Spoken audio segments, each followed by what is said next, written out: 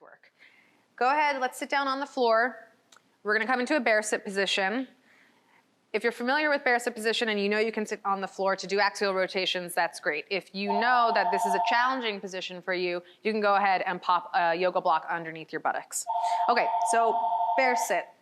Try to pull your knees up towards your armpits, and then the ankle is directly underneath the knee. So make sure that you're not getting into like a butterfly position or more of a straddle position.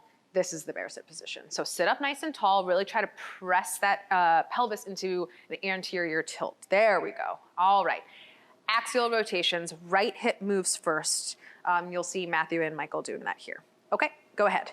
So internally rotating through the hip, try to lift your hip up off the floor, and then externally rotating.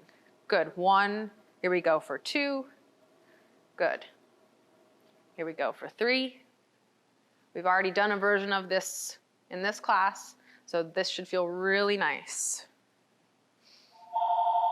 And 5, and 6, 7, 8, 9, one more on this hip, 10. Okay, left side. And internal and then externally rotate. Here we go for 2. And 3. And 4. So nice. When you're mentally picturing what's going on at the hip joint here, it's a ball in the socket. So we've got the femur bone that's rotating in the acetabulum, which is where it's where the joint sits.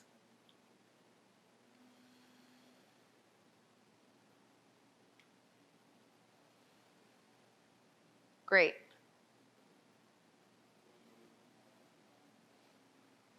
All right, so after 10, we're going to do swimmer hovers. So sit up nice and tall, and let's go ahead and place our hands behind our head.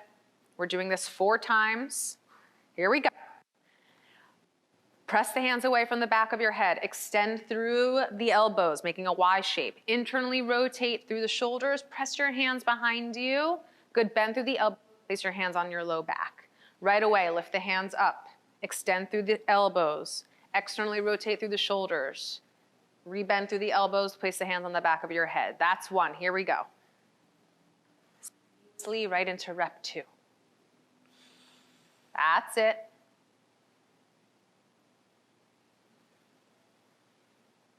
Very good.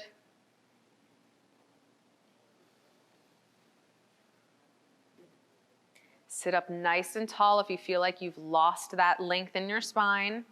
1 more, please. This is a real challenge. You're doing great.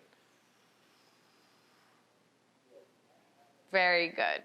Okay, so we're gonna come into the Frogger position. Demonstrate what that looks like from the side, because we're gonna do some nice hip rotation in this position. So Frogger, I'm taking my knees wide, and here my ankle is in line with my knee. So try not to have the ankles coming close together. We really want that position there. All right, and I'm also trying not to like extend too much through my spine, so have a nice neutral spine. I'm gonna pop myself down onto my forearms and find your end range with this hip abduction as well. We're going to do some hip internal rotation work here. I'm gonna demonstrate on my left hip. So I'm really trying to lift my heel off of the floor. Now what I'm not doing is rotating through my pelvis or my trunk at all, or shifting my weight forward more in through my shoulders. So really mentally think that this is only coming from the hip joint itself. Okay? All right, I'll meet you in the Frogger position. Or I'm standing and you're going into the Frogger position. All right, so if you look back at your heels, your ankles should be in line with your knees. And I know this is already tough to be here, so I won't keep you here terribly long, but take a deep breath in and out, make that tension in your trunk. Let's all start with the right leg first. All right, go ahead, lift the heel off the floor if possible. Good, hold, demonstrate control, and then lower down. Nice. Again, please. Lift and down. Good. Lift, you're doing 10. 3, good. Here we go for 4. Good, and 5, 6, 7, 8, 9, 10. Okay, left side. Regain that tension in the abs. Here we go. Lift 1. Michael's gonna do an extra. And 2. And 3. 4. 5. 6, 7, 8, 9, 10. Beautiful. You can come out of that gingerly.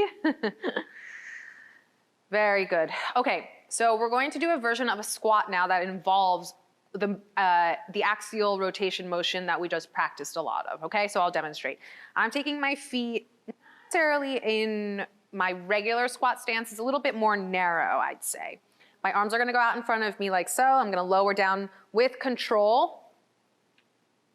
We're gonna move the right hip into internal rotation. I am attempting to tap my knee to the floor. If that is not available for you today, don't push that motion, okay? Just lower it into as the available range of hip internal rotation that you can. So, attempting to tap and then opening to external rotation, and then left taps, opening to external rotation, and then rising up, demonstrating control again, all right? We are going to do that 5 times. So take your stance, arms are gonna go out in front of you. Let's begin lowering down for 1, 2, 3. Right hip first. Go ahead, see what is available. And then open, left side. Good. And open, rise for 1, 2, and 3. Very nice. That was rep 1. Here we go. 2, lower, 2, 3, right side. Get very curious what you can do here. Good. And rise up for 1, 2, 3. Right into it. Lower down. 1, 2, 3. Right hip internally rotates. Externally rotates. Left hip internally rotates. Externally rotates. Rise. 1, 2, 3. Just to left. Here we go. Lower down. 1, 2, 3. Right hip. Good. Rise. Last one, best one, let's do it. Here we go, lower down. 1, 2, 3. Right hip and open.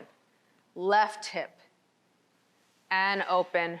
Rise up, 1, 2, and 3. So nice, everyone. I know that was tough.